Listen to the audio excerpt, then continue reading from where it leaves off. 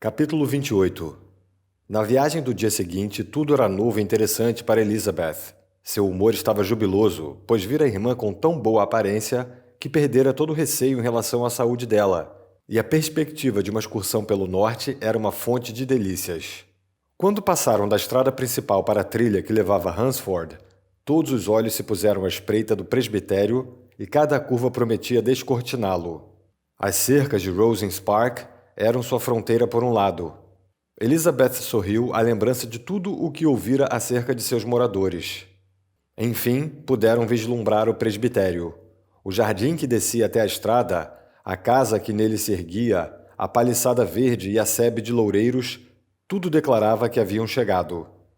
O Sr. Collins e Charlotte surgiram à porta e a carruagem, em meio a saudações e sorrisos generalizados, parou em frente ao portãozinho, que através de uma trilha de cascalho levava até a casa.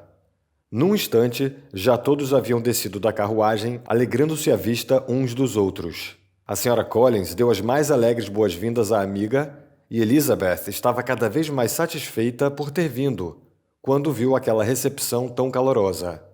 Logo observou que o comportamento do primo não se havia alterado com o casamento. Sua gentileza formal era exatamente como sempre fora, e ele a reteve por alguns minutos junto ao portão para ouvir as respostas às suas perguntas acerca de toda a família dela. Foram então, sem mais delongas, senão os comentários dele sobre a elegância do portão, introduzidos na casa. E assim que se viram na sala de estar, ele lhes deu novamente as boas-vindas, com ostentosa formalidade, à sua humilde morada, repetindo ponto por ponto as ofertas de refresco já feitas pela esposa. Elizabeth estava preparada para vê-lo em sua glória e não pôde deixar de fantasiar que, ao exibir as boas proporções, o aspecto e a mobília da sala, ele se dirigiu a ela em particular, como se quisesse fazê-la perceber o que perdera ao recusá-lo. Mas, embora tudo parecesse elegante e acolhedor, ela não pôde gratificá-lo com nenhum sinal de arrependimento e até olhava com espanto para a amiga por poder mostrar-se tão alegre com tal companheiro. Quando o Sr. Collins dizia algo de que a esposa poderia envergonhar-se, o que por certo não era raro, Elizabeth involuntariamente voltava os olhos para Charlotte. Uma ou duas vezes conseguiu discernir um leve rubor, mas em geral Charlotte sabiamente fazia que não escutara. Após permanecerem por tanto tempo suficiente para admirar cada artigo do mobiliário da sala, do aparador ao guarda-fogo da lareira, para falar da viagem a Londres e de tudo o que acontecera por lá, o Sr. Collins convidou-as a dar um passeio pelo jardim, que era vasto e bem traçado, e a cujo cultivo ele mesmo se dedicava. Trabalhar no jardim era um dos seus maiores prazeres, e Elizabeth admirou o domínio de si com que Charlotte falou do caráter saudável daquele exercício, e admitia encorajá-lo o mais possível. Aqui, abrindo caminho pelas trilhas e vielas, mal lhes deixando algum tempo para proferirem os elogios que ele solicitava, cada espetáculo era exibido com uma minúcia que sufocava toda a beleza. Ele podia enumerar todos os campos ao redor e dizer quantas árvores havia no mais distante arvoredo. Mas de todas as vistas de que seu jardim, ou a região, ou o reino podiam gabar-se, nenhuma se comparava com a perspectiva de Rosings, vislumbrada através de uma abertura entre as árvores que margeavam o parque quase diretamente em frente à casa. Era um belo e moderno edifício, bem situado numa elevação. Do jardim, o Sr. Collins queria levá-los para dar uma volta por seus 2 prados, mas as damas, não tendo calçados próprios para enfrentar os restos da geada, retornaram. E enquanto Sir William o acompanhava, Charlotte levava a irmã e a amiga de volta para casa, contentíssima, provavelmente por ter a oportunidade de mostrá-la sem o auxílio do marido. Era um tanto pequena, mas bem construída e conveniente, e tudo estava arrumado com um esmero e uma harmonia cujos méritos Elizabeth atribuiu todos a Charlotte. Quando puderam esquecer-se do Sr. Collins, fez-se um ar muito acolhedor em toda a parte, e pela evidente satisfação de Charlotte com aquilo, Elizabeth supôs que ele devia ser esquecido com frequência. Ela já fora informada de que Lady Catherine ainda estava no campo. Falaram de novo sobre o assunto durante o jantar, quando o Sr. Collins interveio na conversa para observar. Sim, senhorita Elizabeth. A senhorita terá a honra de ver Lady Catherine de Bourgh no próximo domingo, na igreja, e não preciso dizer que ficará encantada com ela. Ela é só afabilidade e condescendência, e não tenho dúvida de que a senhorita será honrada com um pouco de sua atenção quando o serviço terminar.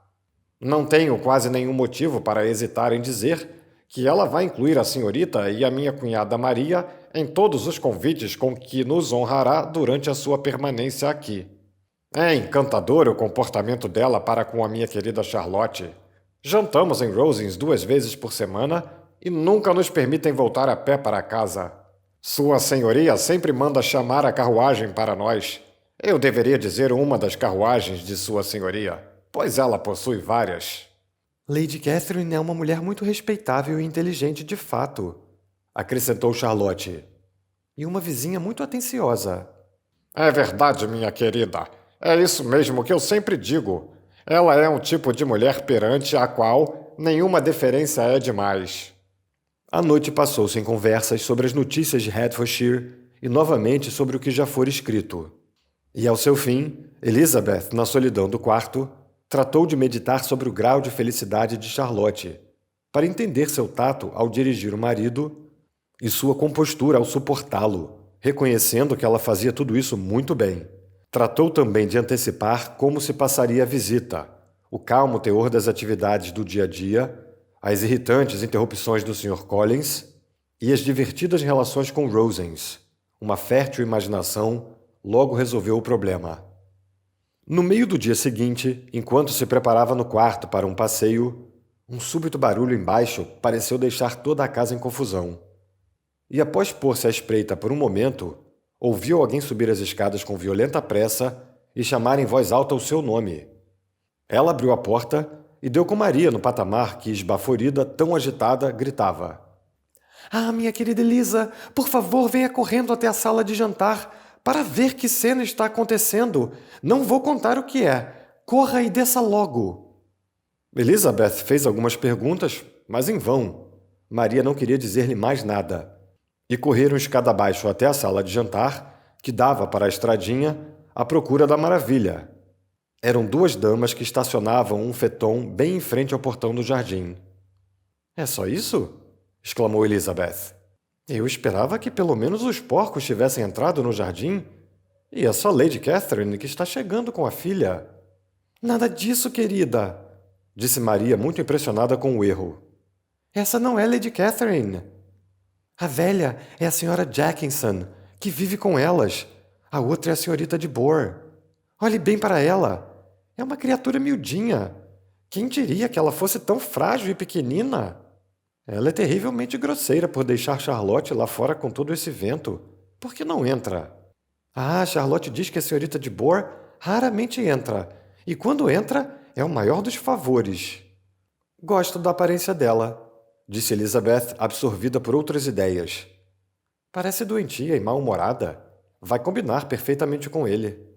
Vai dar uma esposa muito adequada. O Sr. Collins e Charlotte estavam ambos no portão, conversando com as damas, e Sir William, para a grande hilaridade de Elizabeth, estava parado à soleira da porta, em atenta contemplação da majestade que se revelava à sua frente e curvando-se toda vez que a senhorita de Boor olhava para aqueles lados. Com o tempo, nada mais havia a dizer. As damas seguiram seu caminho e os demais voltaram para casa. Assim que o Sr. Collins viu as 2 mocinhas, começou a felicitá-las pela boa sorte, o que foi explicado por Charlotte ao informar-lhes que todos haviam sido convidados para jantar em Rosings no dia seguinte. Se você gostaria de fazer uma doação para colaborar com melhorias técnicas do canal, nossa chave Pix é prmatos, com um T só, @hotmail.com. Obrigado.